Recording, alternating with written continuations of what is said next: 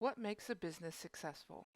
More specifically, what makes an internet-based business successful amongst the sea of competitors and ever-changing culture?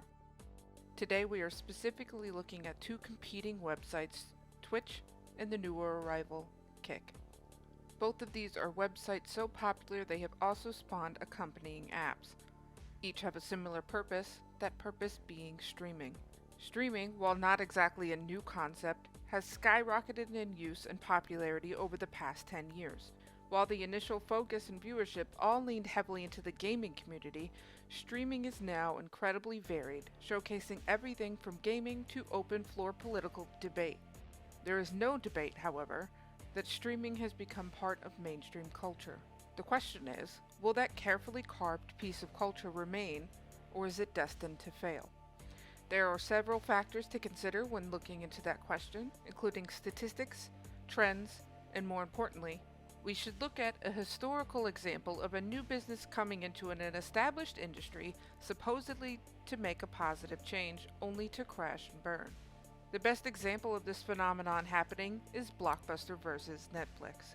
Blockbuster was a staple in nearly every family in North America between the 80s and early 2000s, with people young and old flocking to the store every weekend to see the latest movie releases, grab some snacks, and maybe even rent a video game. It became so ingrained into people's lives that no one questioned if it would always be that way. Of course, all that changed when Netflix, a company started by a man frustrated with Blockbuster's late fees, burst onto the scene with a novel and convenient business model. First, it was movies delivered to your home, ready for you to watch at your own convenience. Then that convenience went a step further, bringing movies and shows directly to your TV at home for one low monthly price. At that point, how could Blockbuster compete? As we all know, they couldn't. Thousands of Blockbuster stores closed, leaving gaping holes in strip malls everywhere. Netflix was on top of the world, and we again accepted this new reality of convenience and entertainment. Over the past few years, reality has once again shifted, with Netflix and its many successors all beginning to fail collectively. The once industry-changing company, known for its low prices and high-grade entertainment, jacked up prices, lost its main draw shows and movies to other platforms, and then lost the trust of consumers everywhere. But what does this all have to do with Twitch and Kick? The answer to that is, well, everything. We have already seen this exact industry takeover play out. The roadmap already marked and notated, it is clear what is happening going forward.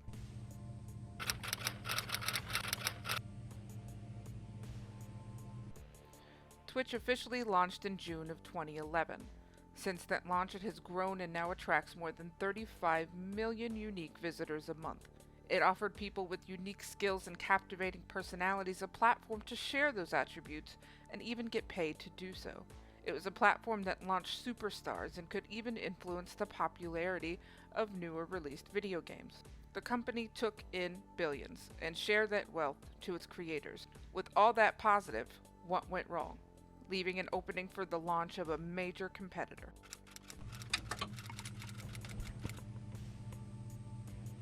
Over the years, Twitch has been the subject of several scandals, with each instance leaving a sour taste in the mouths of both streamers and viewers. One of the most constant controversies, despite there being so many examples of it, is Twitch's handling of bans, or sometimes the lack of handling. You have some creators being banned only briefly for actions such as having intercourse on screen for all to see, and obvious and repetitive cheating in games, while other creators were left with far lengthier bans for seemingly lesser offenses, such as Delor, a popular gaming streamer banned not for his use of ethnic and racial slurs, but instead for breaking his keyboard while live. Who the f*** is someone?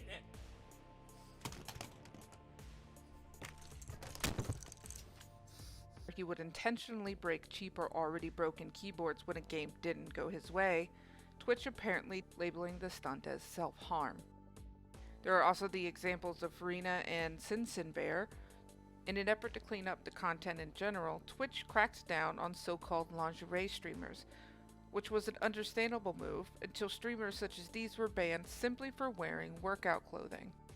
One of the most well-known examples of inconsistent banning policy was the case of gaming and gambling streamer Slicker. Despite conning nearly $250,000 out of fellow streamers and viewers, all to feed a crippling gambling addiction likely stemming from Twitch's practices, Slicker did not initially receive a permanent ban, as everyone expected. Instead, he wasn't banned at all. Not at first. Instead, choosing to disappear from the platform after an odd stream detailing his fraudulent and reprehensible actions. With Twitch failing to issue a ban, Slicker dared to return to the very same platform he used to con people out of their hard-earned money. Thankfully, Twitch had the sense to issue a ban on his main channel, as well as his briefly existing side channel. I wanted to go live today, and I wanted to say a few things. I wanna say first and foremost, I'm really sorry. This brings up one of Twitch's largest controversies, its glaring gambling issue. With only recent corrections and crackdowns, Twitch for a while was filled with pages of people gambling for real cash, including minors, and many creators specifically paid in sponsorships without revealing their involvement or agreement. The platform was in a state of disarray. It took several controversies, lawsuits, and parents of minors already sporting gambling addictions before the issue was finally addressed. Though gambling was one of the most prevalent controversies, it was far from the only one.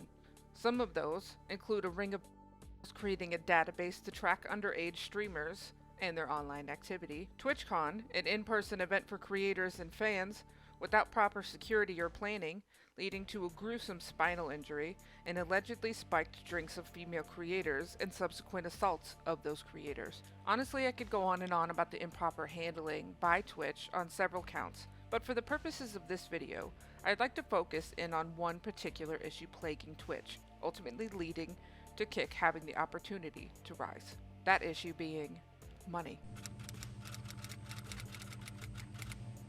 With no true competition, creators were initially satisfied with the 70-30 split of revenue, with 70% going to the creator and 30% going to the platform hosting these live streaming sessions. There was some annoyance with the amount of ads, as that can make it difficult to attract and retain new viewers, but that was what subscriptions were for.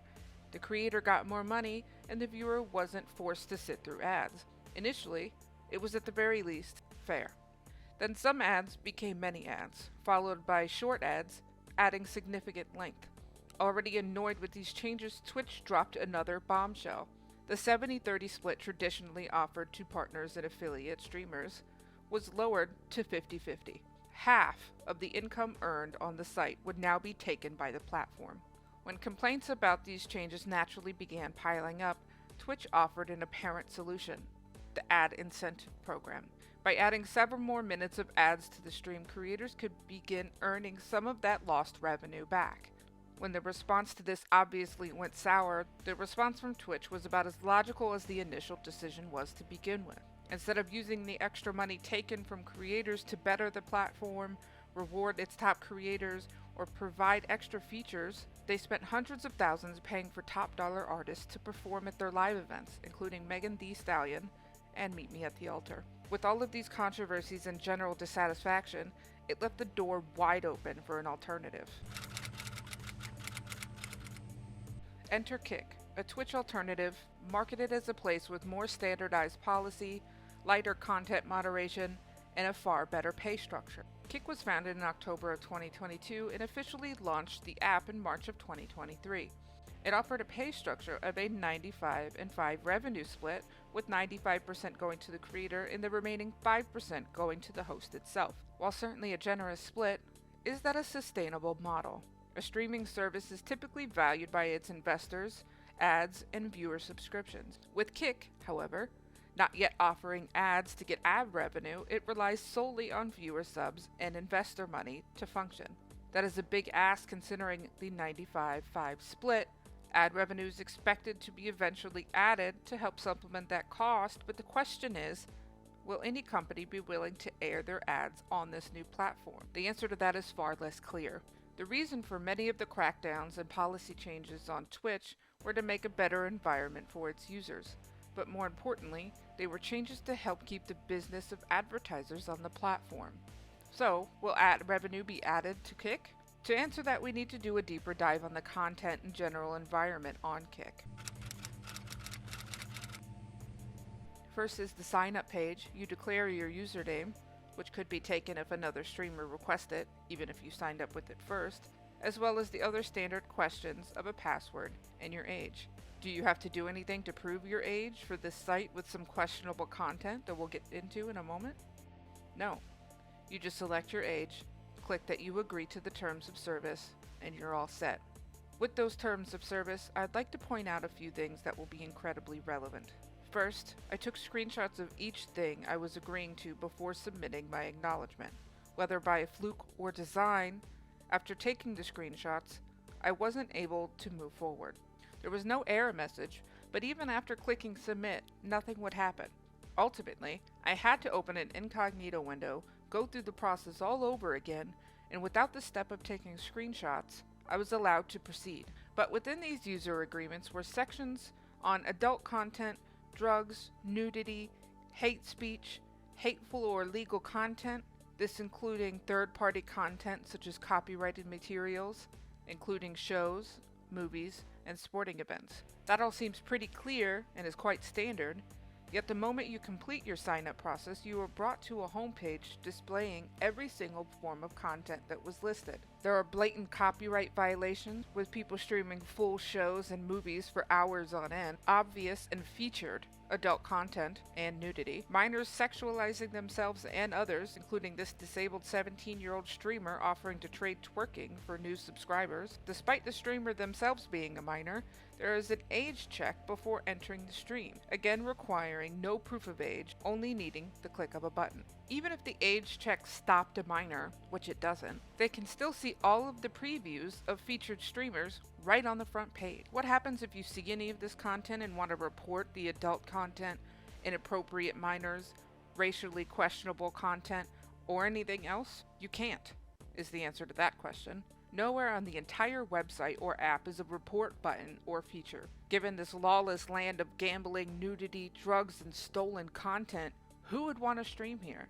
As it turns out, it's people like Aiden Ross, who was paid tons of money to exclusively stream on Kick just before being permanently banned on Twitch for showing adult content live on stream. This is a man rife with controversies that could fill a video itself, including his allegiance to accused sex trafficker Andrew Tate, even mimicking his appearance and mannerisms, watching Nazi propaganda and videos, transphobic remarks, and 8 total Twitch bans, with the last one finally being permanent. So with the brand champion like Aiden Ross, unmoderated content, and an unsustainable pay model, will there be a company willing to run their ads to sustain and further the financial future of Kick? Probably not. Twitch is doing itself no favors with its recent decisions, and its founder and CEO even seeing the inevitable future and stepping down in order to get off the sinking ship. Content creators are also jumping ship in droves over to Kick. They are making the move for financial purposes and lighter content moderation. The problem is, in order to survive, Kick will need to take on ads, take on a more even revenue split, and properly moderate its content. We will probably be looking at another Blockbuster scenario. Kick is the new shiny platform, but when it inevitably kills off Twitch, it will be left with only 2 options: fail from its unsustainable business model, or implement changes to essentially become the same thing as the company it defeated to begin with. With only time needed to tell, we will all collectively have to wait and see what becomes of the streaming industry as a whole. Thank you as always for watching. Please leave a like and subscribe below. I'd also love to see your opinions on the matter, so please feel free to leave a comment. I'm a crappy gamer, and my name's Cole. Thanks for watching.